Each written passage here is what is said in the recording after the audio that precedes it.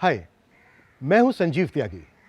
Crime petrol के और episodes के लिए लिव क्राइम को सब्सक्राइब करें और बेल आइकन दबाएं। नो डाउट हमारे देश की कानून और न्याय व्यवस्था बहुत सख्त है। हम पुलिस वाले भी अपना काम पूरी ईमानदारी के साथ करते हैं, लेकिन इसके बावजूद हमारे समाज में अपराध बहुत तेजी से अपने पैर पसार रहा है।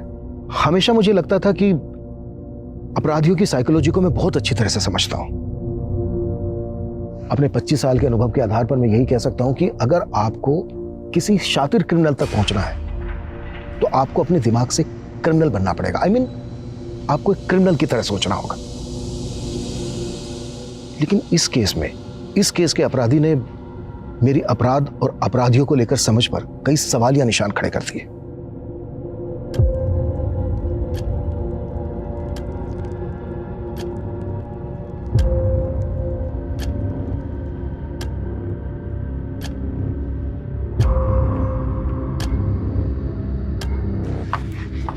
खुशबू, क्या हुआ?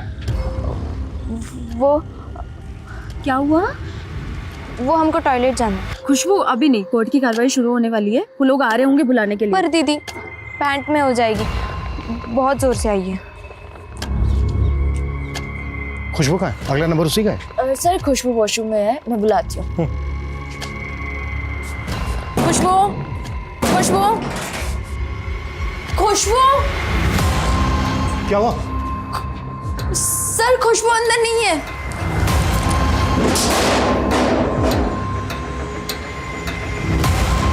फिर से भाग गई। नमस्कार, मैं सोनाली कुलकर्णी क्राइम पेट्रोल सतर्क के इस नए अध्याय में आपका स्वागत करती हूँ। अपराध और अपराधी आज हमारे समाज में महामारी की तरह फैलते जा रहे हैं। न अपराधियों की संख्या में किसी भी प्रकार की कमी दिख रही है और न ही अपराध कम होते नजर आ रहे हैं। हर रोज हमारे आसपास कितने ही अपराध होते रहते हैं। कुछ के बारे में हमें पता चल जाता है, लेकिन कुछ अपराध ऐसे होते हैं जो लोगों की नजर में नहीं आ पाते। और परेशानी तब और बढ़ जाती है जब अपराधी कोई बच्चा हो। बच्चों को मासूम समझा जाता है, लेकिन कई बार बच्चों के हाथ से ऐसे संगीन अपराध होते हैं जिसकी कल्पना भी नहीं की जा सकती। आज जिस बच्ची का केस हम आपको दिखाने जा रहे हैं वो न जाने कितने सवालों से घिरी हुई थी, लेकिन आखिर ये बच्ची थी कौन?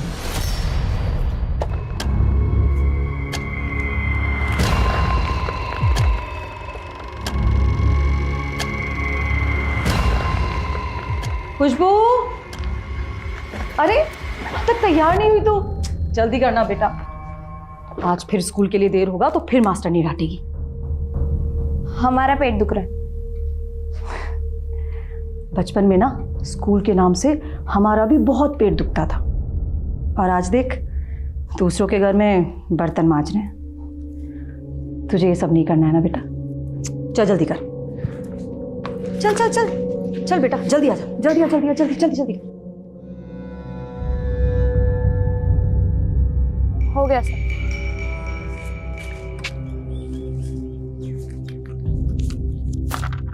ये ले तेरे पैसे। ये क्या, सिर्फ 1000 रुपए? तो तूने भी बोला था 2 दिन में पूरा करेगी, और आज चौथा दिन है। पर हमारी बात 2000 में हुई थी। हमें 2000 मिलेंगे। रख।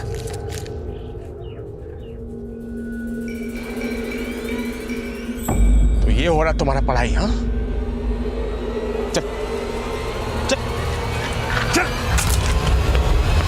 करेगी ये सब?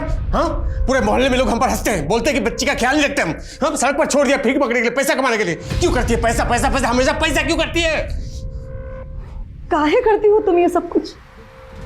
हमें स्कूल नहीं जाना, हमसे पढ़ाई नहीं होती, फिर मास्टरानी भी मारती है। और स्कूल नहीं जाएगी तो क्या हमारे सर पर बैठ के नाचेगी? क्या क्या देख रही? देख क्या रही है? आखिरी जगह आज से इसका खाना पीना सब बंद। देखता हूँ उसको कौन खाने देता। तू यहाँ बंद रहेगी। बच्ची खबरदार, अगर दरवाजा खोला ना मुझसे बुरा कोई नहीं होगा। भूखा बने तो इसे खोलो, हमको भूख लगा है, खोलो ना।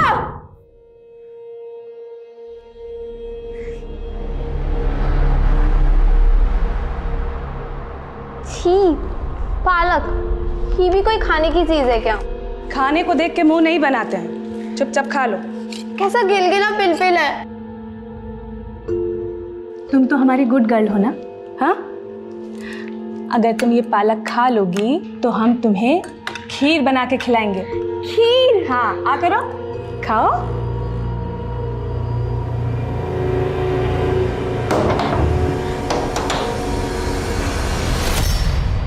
ले, खाना खा ले, तुझे भूख लगी होगी ना? वो नहीं है अभी घर में, ले खा ले।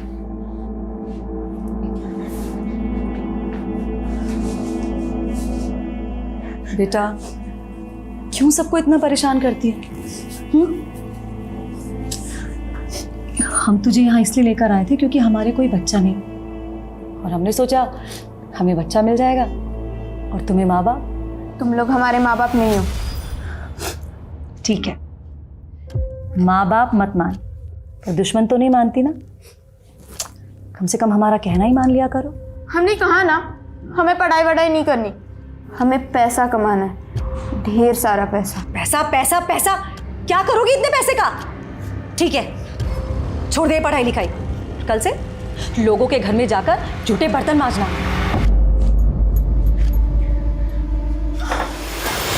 क्या हुआ? हे भगवान, तू इस घर के सारे बर्तन तोड़ेगी क्या? मुझे तो समझ में ही नहीं आता है कि तू इस घर में काम करने आती कि बर्तन तोड़ने। इस बार इसके पैसे मैं तेरी पगार से काटूंगी। मम्मा थोड़ा धीरे बोलो ना, कल मेरा एग्जाम है, मैं डिस्टर्ब हो रहा हूँ। अच्छा बेटा सुन, मैं नहाने के लिए जा रही हूँ, तब तक ये सारे बर्तन धो के पहुंच के रैक में जमा देना, और पहले कांच के टुकड़े साफ कर, चोट लगेगी किसी को। कर जल्दी।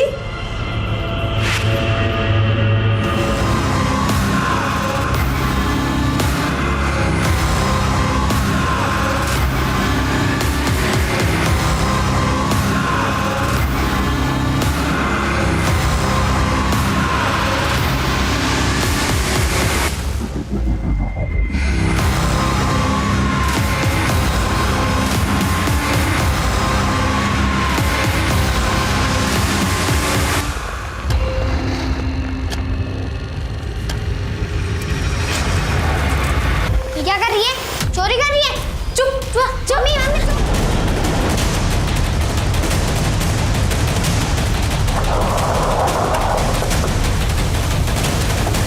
आइए सर, इस तरफ।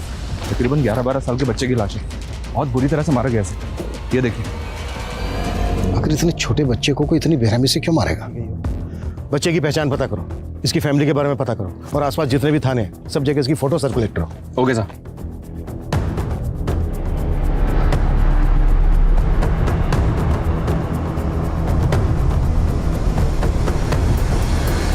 पुलिस आएगी और इस खुशबू की वजह से हम सब अंदर होंगे। आज के बाद अगर खुशबू का नाम मिल ना, हमसे बुरा कोई नहीं होगा।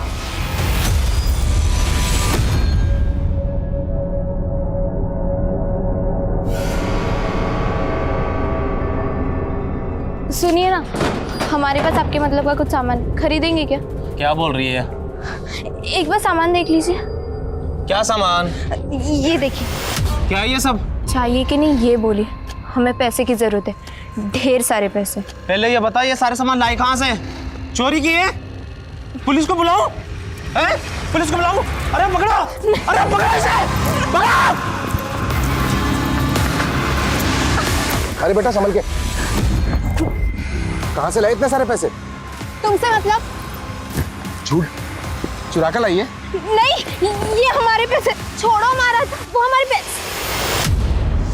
ये पकड़, इंसान के पास अगर पैसा है ना तो वो कुछ भी कर सकता है, किसी को भी बचा सकता है और किसी को भी मरवा सकता है। हाथ छोड़ो हमारा, वरना इन्हीं पैसे से तुम्हारी सुपारी दे देंगे, पता भी नहीं चलेगा कहाँ गायब हो जाओगे। सर, हमें जिस लड़के की लाश मिली में कुछ भी पता नहीं चल रहा है, और ना ही उसके बारे में कहीं कोई मिसिंग कंप्लेंट है। हो सकता है वो बच्चा अनाथ हो, या किसी दूसरे स्टेट से आया हो किसी काम के सिलसिले में।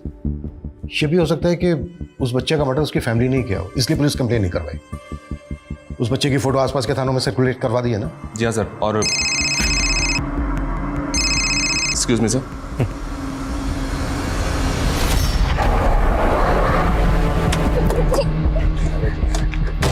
हटिए सामने से। क्या चल रहा है यहाँ? देखिए ना साहब, साहब मैंने कुछ नहीं किया, ये आदमी हमारा हाथ पकड़ रहे और गंदे गंदे इशारे भी कर रहे हैं। अरे साहब, ये लड़की झूठ बोल रही है। मैं तो अपने दोस्त के साथ यहाँ से जा रहा था, ये लड़की सामने से भागती हुई आई और हम लोगों से टकरा गई। पूछिए साहब आप इससे। और साहब, इसका बैग नीचे गिरा और बहुत सारे पैसे थे उसमें। अरे साहब मैं तो बस इससे इतना ही पूछ रहा था कि ये आखिर इतने सारे पैसे लाई कहाँ से। और साहब मेरी सुपारी देने की बात करी थी और अब आपके सामने छेड़खानी के इल्जाम लगा रही है सर। ठीक है ठीक है। नहीं सर, बैग चेक करवाओ। हमारे बैग में हमारे ही पैसे और हमारे ही कपड़े। ठीक है कोई बात नहीं, बैग चेक करने दो। मैम चेक करो बैग।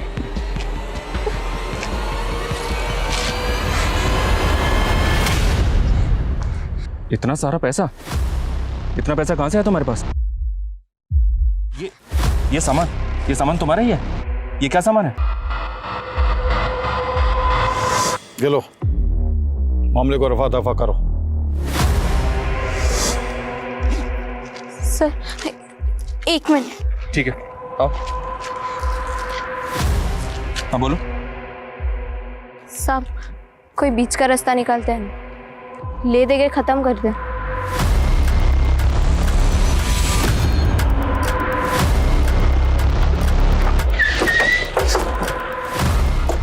आइए सर। लड़की के बैग से कुछ केमिकल कंपाउंड्स जैसे कि एल्यूमिनियम पाउडर। बेटा नाम क्या है तुम्हारा? अच्छा ये बताओ घर कहाँ पर है तुम्हारा? हमें जाने दीजिए, हमें घर जाना है। छोड़िए, हमें घर जाना है। हमें घर जाना है। बेटा हम आपको आपके घर लेकर जरूर जाएंगे, लेकिन उसके लिए पहले आपको ये तो बताना होगा ना कि आपका घर है कहाँ पर, कहाँ की रहने वाली हो आप? हमें नहीं पता। अच्छा आपको आपका नाम तो पता होगा ना? खुशबू। अच्छा खुशबू बेटा, आपको पता है आपके बैग में क्या सामान था? वो हमारा बैग नहीं है। और उसके अंदर जो पैसे थे वो? हमें जाने दीजिए, हमें घर जाना है। ये बच्ची साफ साफ कुछ बता नहीं रही है। सर मुझे तो इसका रोना धोना भी सिर्फ एक नाटक ही लग रहा है।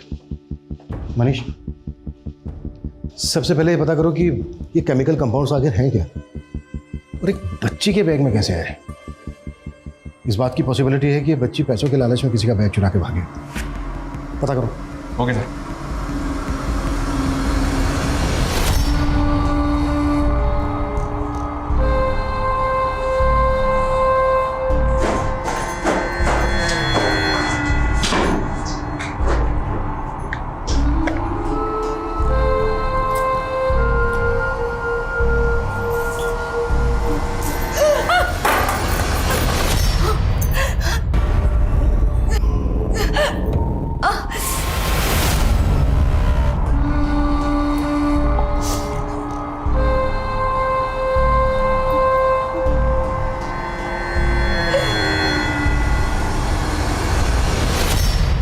सर बहुत शॉकिंग न्यूज़ है सर। उस बच्ची के पास से जो केमिकल कंपाउंड्स मिले वो लोकल बम बनाने में यूज किए जाते हैं। व्हाट? जी सर। और सर जिस बच्चे की में लाश मिली थी उसकी पीएम रिपोर्ट आ गई। उस बच्चे की बॉडी पर चाकू जैसे धारदार हथियार से 3 वार किए गए थे। धारदार हथियार की वजह से उसके इंटरनल ऑर्गन बुरी तरह से डैमेज हो गए और जिसकी वजह से उसकी डेथ हो गई। पता चला बच्चा कौन है? जी नहीं सर, लेकिन उस बच्चे के कपड़ों पर बारूद के बहुत ज्यादा ट्रेसेस मिले। हो सकता है बच्चा किसी माचिस बनाने की फैक्ट्री में काम करता हो या फिर पटाखे बनाने की। वैसे एक और पॉसिबिलिटी है, तुमने कहा था कि बच्ची के पास से केमिकल कंपाउंड्स मिले थे जो लोकल बम बनाने के काम में आते हैं। जी सर। मैं श्योर तो नहीं हूँ, लेकिन हो सकता है इस बच्ची का और जिस बच्चे का मर्डर हुआ इन दोनों का आपस में कोई कनेक्शन है। लेकिन सर यार राजस्थान में कोई बॉम्ब क्यों बनाना चाहेगा? कादर भाई वो बच्ची पुलिस के पास है। वो मेरा माल वाला बैग लेकर भी भाग गई है। वो बच्ची मुझे चाहिए, किसी भी कीमत पे पुलिस हम तक नहीं पहुंचनी चाहिए।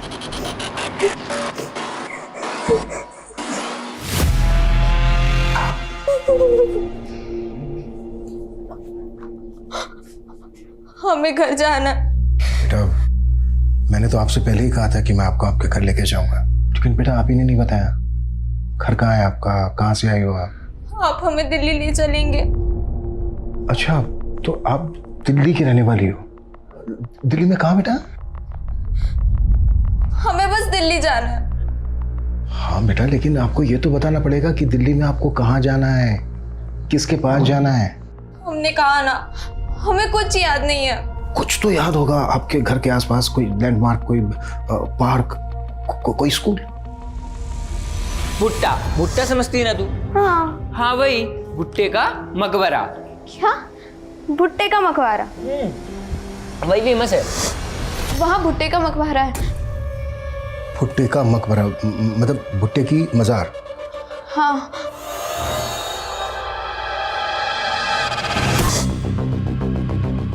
ये तुम्हारे घर के पास ही रहता था ना? हमें नहीं पता, हमें कुछ भी नहीं पता। तुम्हारे बैग में जो सामान था, तुम्हें पता है वो क्या था? क्या वो सामान किसी ने आपको किसी को देने के लिए दिया था? आप हमें खाए परेशान कर रहे हैं। वो सामान हमारा नहीं है, हमें कुछ भी नहीं पता। सर, ये बच्चे में जहाँ मिली थी वहाँ बस स्टैंड और ऑटो स्टैंड पर इसके बारे में पता की। एक ऑटो वाले ने इसकी पहचान की। उसने बताया कि उसने इस लड़की को जयपुर बस स्टैंड पर छोड़ा था और ये ऑटो वाले से भी कह रही थी कि इसको दिल्ली जाना है। अब सर, दिल्ली इतना बड़ा है, इसका घर कहाँ पे होगा कैसे पता चलेगा? लड़की मैं की जगह हम कह के बात कर रहे थे। हो सकता है ये यूपी बिहार में कहीं की हो। एक काम करो, यूपी बिहार और दिल्ली के पुलिस स्टेशन में इसकी फोटो सर्कुलेट करो। बच्ची ने कहा कि भुट्टे का मकबरा। मजाक कर रही होगी सर? हो सकता है, लेकिन ये भी तो हो सकता है कि बच्ची कुछ कहने की कोशिश कर रही हो। इसके बैग में जो सामान था किसका था पता करो, वो लोग बहुत डेंजरस हो सकते हैं। अच्छा, ऑटो वाले ने इस बच्ची को जहाँ से पिकअप किया था उस रूट पे घुमाओ, हो सकता है ये अपना घर पहचान ले। ठीक है सर।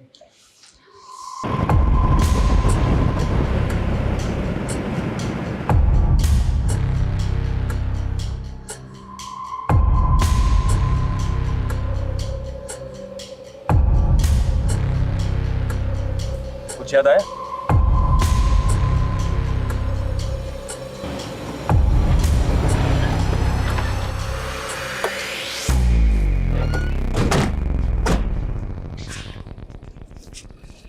चलो।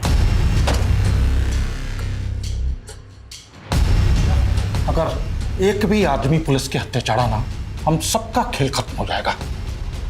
वो बच्चे चाहिए मुझे। अभी कुछ समझ में आ रहा है?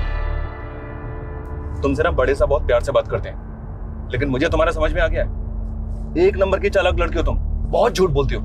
कब से हमें बस घुमाए जा रही हो, बस घुमाए जा रही हो। सर गाड़ी रोकिए, लगता है किसी का एक्सीडेंट हुआ है। अभी गाड़ी रोको, गाड़ी रोको। लगता है कोई बेहोश हुआ है। पूजा, पानी का बोतल लेकर आओ फटाफट।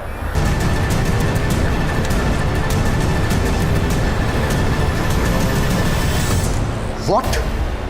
हाँ सर, उस आदमी ने गन निकाल ली थी और मौके का फायदा उठाकर बच्ची भाग गई। बच्ची के बैग से बॉम्ब बनाने का सामान मिला था।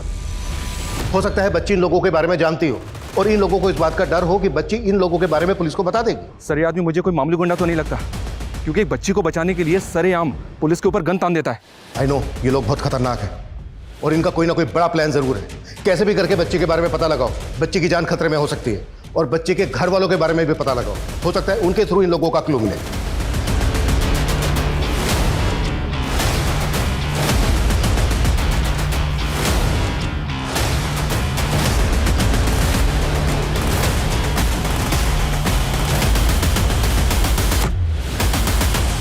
सर, भुट्टे का मजार तो नहीं, लेकिन एक जगह मिली है, Lord Cornwallis टूम, Ghazipur.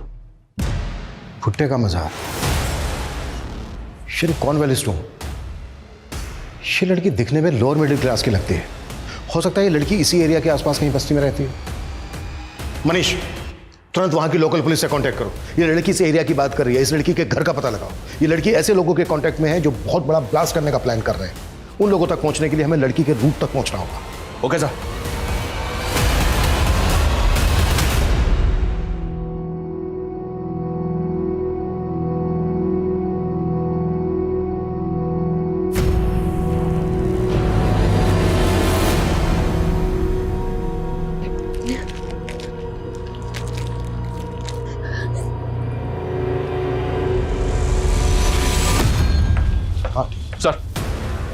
Sir, Ghazipur police की तरफ से खुशबू के बारे में इंफॉर्मेशन आई है।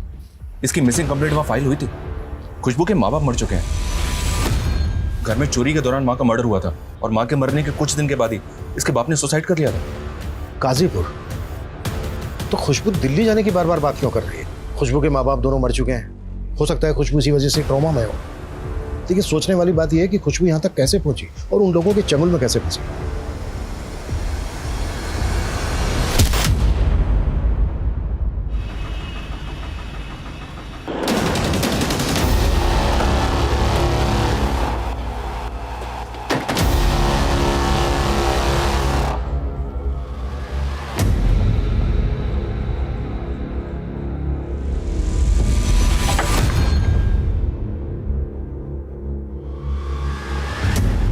Excuse me.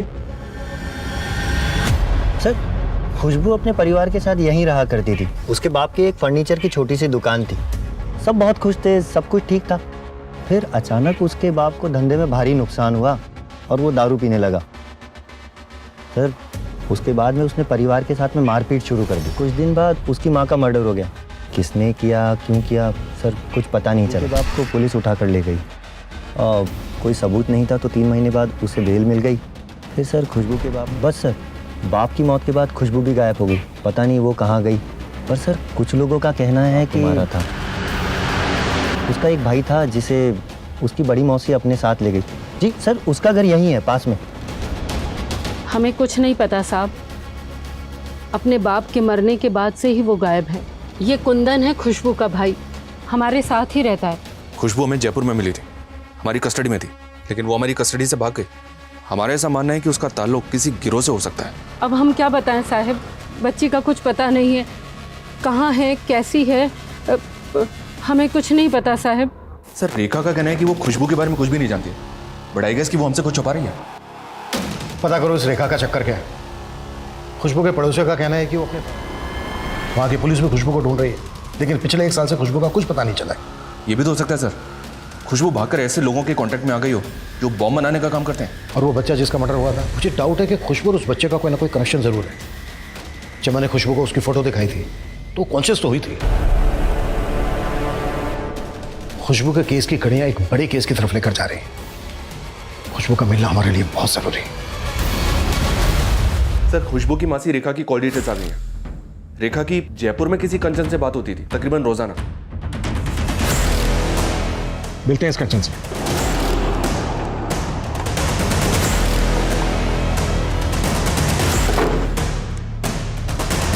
हाँ साहब, खुशबू हमारी बड़ी बहन सुमन की बेटी है।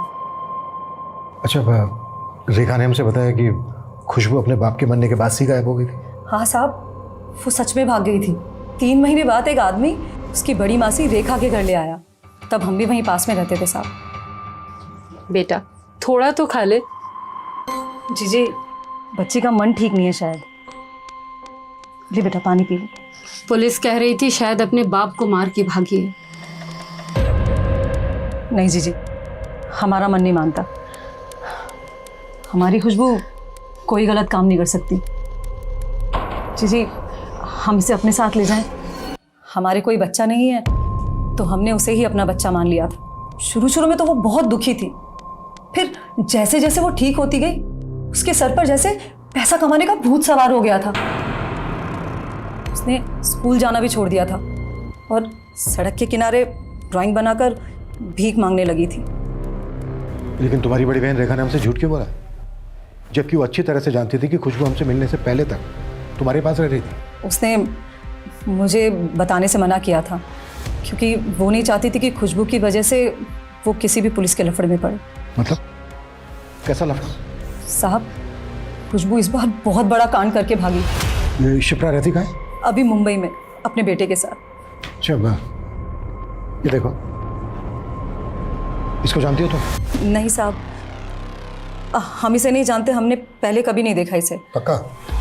जी साहब, वो हमें अब खुशबू से कोई मतलब नहीं रखना है, तो अगर वो मिल भी जाए तो। चिंता मत कीजिए, अगर खुशबू मिल भी गई तो वैसे भी उसकी जिम्मेदारी तुम दोनों बहनों को नहीं दी जाएगी।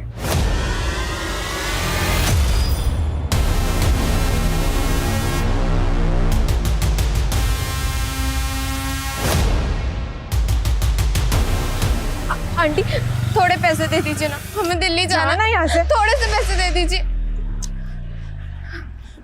ये ले। सिर्फ 1 रुपए, इतने से में क्या होगा? हमें पैसों की बहुत जरूरत है, ढेर सारे पैसे। थोड़े और पैसे दे दीजिए। सर एक औरत ने एक बच्ची के खिलाफ पर्स स्नैचिंग रिपोर्ट लिखवाई। उस औरत को जब खुशबू की फोटो दिखाई तो उसने खुशबू की पहचान कर ली। जिस एरिया में खुशबू पर्स खींच के भागी थी उस एरिया में सर्च करो और शिप्रा की भी डिटेल्स निकालो। उसके बच्चे पर जानलेवा हमला हुआ, उसे पुलिस कंप्लेन क्यों नहीं करवाई? पता करो चक्कर क्या है। Okay sir.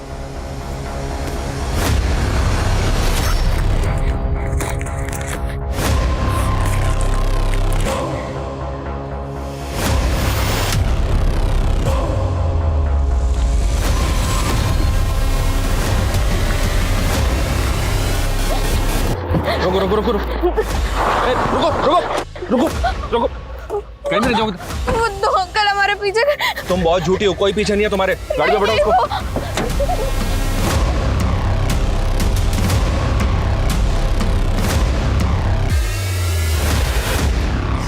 खुशबू बेटा, हमें ये पता चल गया है कि तुम्हारा घर कहाँ पर है, कहाँ की रहने वाली हो तुम। और हमें ये भी पता चल गया कि आप अपने घर से क्यों भागे थे।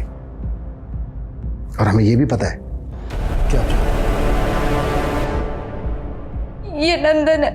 कौन नंदन? किसने मारा था इसको? हमें यहाँ नहीं रहना, हमें माँ के पास दिल्ली जाना है।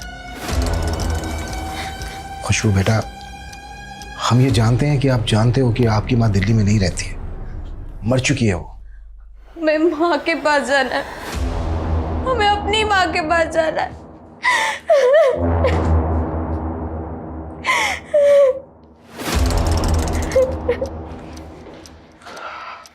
बच्ची बहुत सदमे में है। हो सकता है इसने बच्चे नंदन का मर्डर विटनेस किया हो। हो सकता है सर इसने मर्डर किया हो। वायलेंट तो ये है ही, ऊपर से लोगों को इस पर शक भी है कि इसी ने अपने बाप को मारा। शिप्रा के बेटे पर जानलेवा हमला भी इसी ने किया था। पॉसिबल है, लेकिन सबसे पहले बच्ची को डॉक्टर के पास लेकर जाओ, मेडिकल चेकअप करवाओ। इतने दिनों से बच्ची रास्तों पर भटक रही है, कुछ भी हो सकता है बच्ची के साथ। Okay sir. सर, ये खुशबू की मेडिकल चेकअप की रिपोर्ट है। आपका शक बिल्कुल सही था, उसको रेगुलरली सेक्सुअली अब्यूज किया जा रहा था। हो सकता है उसी गिरोह का काम है। सर, हमने शिप्रा के बारे में भी पता किया। शिप्रा के कॉलिकोट्स तो क्लीन है, लेकिन इसका पति गगन ये लफड़े वाला आदमी है सर। ये छत्तीसगढ़ का रहने वाला है, लेकिन पिछले 2 साल से यहाँ जयपुर में रह रहा है और किसी कादर नाम के आदमी के टच में। कादर का असली नाम संजय है। ये गढ़चिरौली महाराष्ट्र का रहने वाला है के टच में। What? किसी भी बच्चे का मन कच्ची मिट्टी की तरह होता है। वक्त और हालात उसे अपने तरीके से आकार देते हैं। किसी भी बच्चे को अच्छा या बुरा कहना बहुत आसान है, लेकिन वो बच्चा ऐसा क्यों है ये समझ पाना बहुत मुश्किल।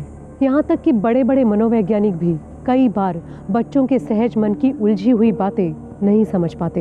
पुलिस जैसे जैसे खुशबू की केस से पर्दा उठा रही थी, उनकी समझ में आ रहा था कि खुशबू ऐसे क्यों बर्ताव कर रही थी, लेकिन अभी भी कुछ सवाल ऐसे थे जिनके जवाब मिलने बाकी थे। सर, खबर पक्की है, गगन और कादिर दोनों घर के अंदर है। दोनों में से कोई भी नहीं बचना चाहिए।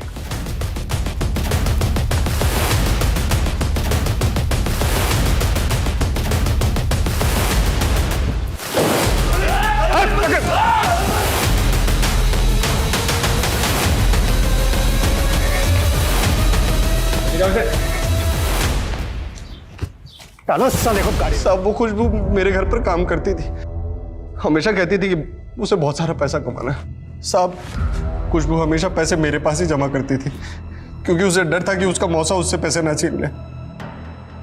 ये बच्चा नंदन, ये तुम ही लोगों के लिए काम करता था ना? साहब, ये कुछ दिनों तक तो हमारे साथ काम करता रहा, लेकिन एक दिन अचानक आकर बोला कि मैं काम नहीं करूंगा। क्या काम नहीं करेगा? नहीं। नंदन की मौत के बाद में खुशबू बहुत डर गई थी, तो उसने उस दिन मेरे बेटे पर अटैक किया और वो पैसों वाला बैग लेकर वहां से भाग गई। साहब, उसमें हम लोगों का भी कुछ माल था। हमें मारने से कुछ नहीं होगा, एक मिशन नाकामयाब हुआ है बस। बाहर और भी लोग हैं हमारे। मिशन क्या है तुम्हारा? मिशन क्या है तुम्हारा? जयपुर में ब्लास्ट। धीरज, कुट्टा और जम के कुट्टा। खुशबू बेटा, अब आपको किसी से डरने की जरूरत नहीं है। हमने पकड़ लिया उन लोगों को जिनसे डर के आप भाग रही थी। अच्छा बेटा, एक बात बताओ, जिनसे डर के आप भाग रही थी, ये कादर, गगन या इनके गैंग के कोई और लोग, इनमें से किसी ने आपके साथ जबरदस्ती की? नहीं। तो फिर बेटा ये सब किसने किया आपके साथ?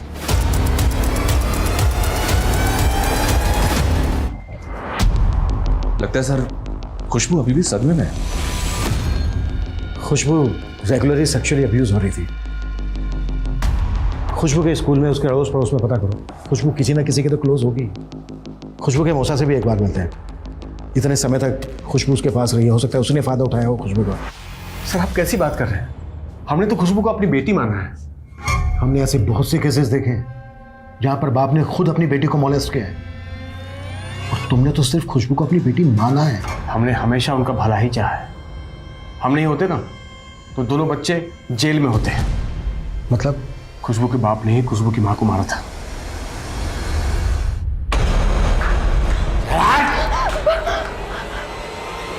सर, कुंदन का फोन आया था हमारे पास।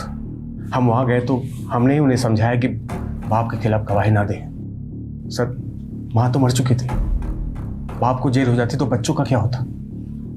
फिर भी पुलिस उसके बाप को पकड़ के ले गई, लेकिन कोई गवाह सबूत नहीं था, तो 3 महीने बाद उसको बेल मिल गई थी। लेकिन फिर भी बच्चों की विपदा खत्म नहीं हुई। हमने पुलिस से बात छुपाई कि कुंदन ने अपने बाप को मारा था। हमने पुलिस को यह बताया कि उसने खुदकुशी कर ली है। सर, खुशबू को बहुत ढूंढा, लेकिन 3 महीने तक उसको कुछ पता ही नहीं चला। और जब खुशबू मिली तो वो कुछ अलग सी ही थी। खुशबू की जिंदगी के उलझे रहस्यों को सुलझाते सुलझाते कातिलों को पकड़ा और जयपुर में होने वाले विद्रोहियों के हमले को नाकामयाब किया, बल्कि उसके साथ साथ उन्होंने खुशबू की मां सुमन और पिता संतोष के अपने पिता संतोष के खून के आरोप में कुंदन को सुधार गृह भेज दिया गया। सर, आपने खुशबू की ये सारी ड्राइंग्स क्यों कलेक्ट की? कल खुशबू की कोर्ट में पेशी है, और कैसे भी करके हमें जज साहब को यकीन दिलाना है कि खुशबू दरअसल एक विक्टिम है। खुशबू की इफेक्ट पेंटिंग देखी तुमने? सारी पेंटिंग में बच्ची के शरीर पे कपड़े नहीं है। जी हाँ सर, खुशबू को सेक्सुअली अब्यूज तो किया गया है। उसकी ये ड्राइंग देखी तुमने? इसको देख के ऐसा लग रहा है जैसे बच्ची ये कहने की कोशिश कर रही हो कि कहीं उसे गिद्ध की तरह नोचता है। एक चीज और नोटिस की, ये सारी की सारी ड्राइंग में बच्ची किसी घर में है। हो सकता है ये एक ही घर हो, लेकिन खुशबू कुछ भी बोलने के लिए तैयार नहीं है। हमें कैसे भी करके पता करना होगा कि इस घर का मतलब क्या है।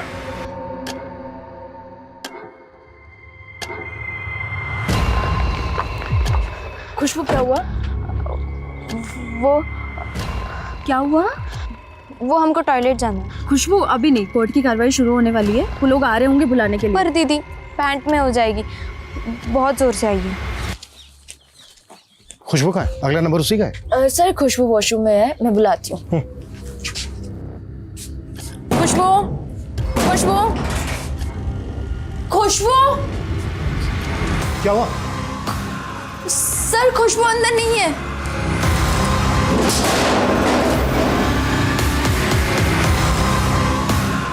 फिर से भाग गई।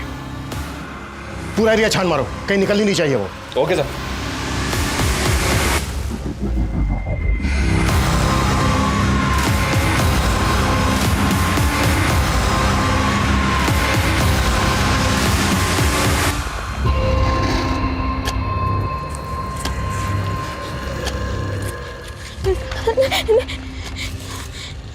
खुशबू बेटा, आपको जो भी कहना है आप बिना डरे बिना संकोच के मुझसे कह सकते हो।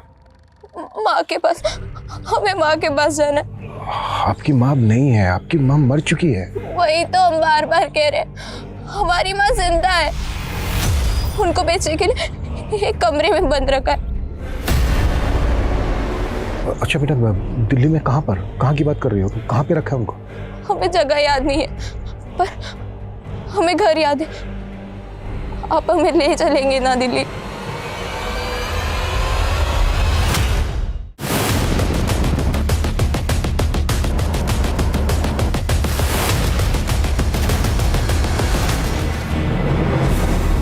एक मिनट, रुको रुको, गाड़ी रोको।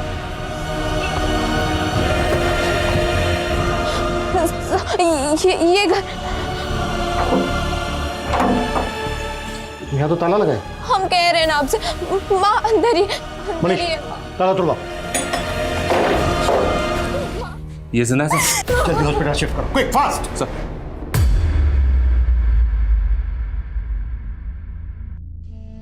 तू आई हमें बचाने। सर, इससे हमारा खून का रिश्ता नहीं है, लेकिन दर्द का रिश्ता जरूर है। उस दरिंदे ने इसे भी हम दोनों एक दूसरे के साथ अपना दुख दर्द बांटने लग गए थे।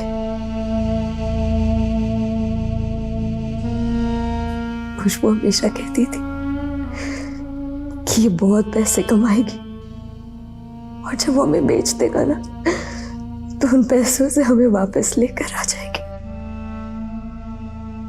और एक दिन इसे मौका मिला और ये भाग गई। ये पैसे लो, भागिए। नहीं हम नहीं जा सकते। जा जल्दी, आप चलिए ना स्टेशन जाना।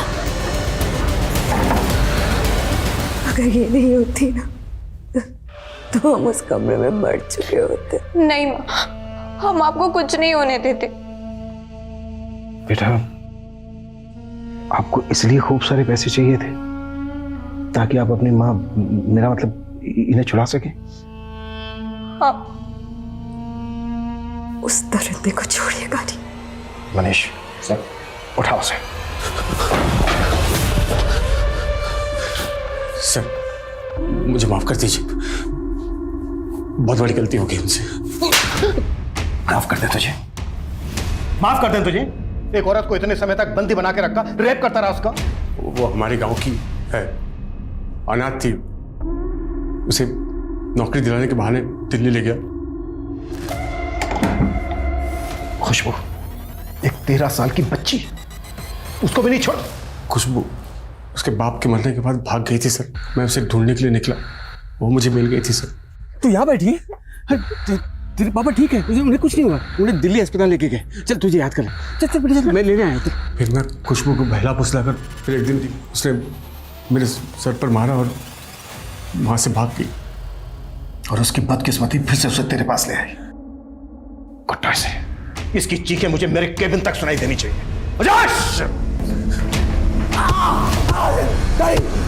खुशबू एक छोटी सी मासूम बच्ची थी। दुर्भाग्य से एक तरफ जहां दीपक जैसे लोग, वहीं दूसरी तरफ कादर और गगन जैसे लोग भी हैं जो हमारे समाज में घुन बनकर उसे खोखला करने में लगे रहते हैं। नंदन और खुशबू जैसे मासूम बच्चे जिनके हाथ में किताब और कलम होनी चाहिए, ये लोग ऐसे बच्चों के कंधों पर बंदूक रखकर चलाते हैं। बच्चे किसी भी देश का भविष्य होते हैं। ये हर एक नागरिक की जिम्मेदारी है कि वो हर एक बच्चे की रक्षा करें। अब मैं सोनाली कुलकर्णी आपसे विदा लेती हूँ। फिर होगी मुलाकात एक ऐसे ही चौंका देने वाले केस के साथ क्राइम पेट्रोल सतर्क, जस्टिस रीलोडेड में। तब तक अपना और अपने परिवार का ख्याल रखिए। आप जानते हैं कि हम एक मुश्किल दौर से गुजर रहे हैं। कृपया मास्क पहनें, समय समय पर हाथ धोते रहें और उचित दूरी बनाए रखें। देखते रहिए क्राइम पेट्रोल सतर्क। जय Hind. For more updates, subscribe to our channel, click the show links and enjoy watching the videos.